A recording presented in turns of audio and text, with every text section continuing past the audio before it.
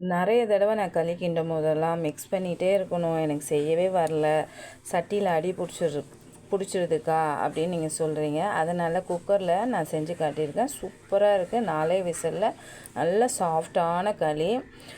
1க்கு 2.5 டம்ளர் தண்ணி வச்சுட்டு 1/4 கிளாஸு சம்பா கோதுமை சேர்த்துட்டு பாதி மலர்ந்து வந்தோடனே கொஞ்சம் உப்பு சேர்த்து இறக்கி வச்சுருங்க. குக்கரில் கொஞ்சம் தண்ணி ஊற்றி ஒரு ஸ்டாண்டு போட்டு சூடு பண்ணி வச்சுக்கோங்க. இறக்கி வச்சுட்டு பாதி தண்ணியை மேலாக வடிகட்டிட்டு 2 டம்ளர் ராகி போட்டு மிக்ஸ் பண்ணிவிட்டு தண்ணி பத்தலைன்னா கொஞ்சம் கொஞ்சமாக சேர்த்துக்கோங்க. ஒரு ராகி மாவை பொறுத்து உங்களுக்கு தண்ணி இழுக்கும்.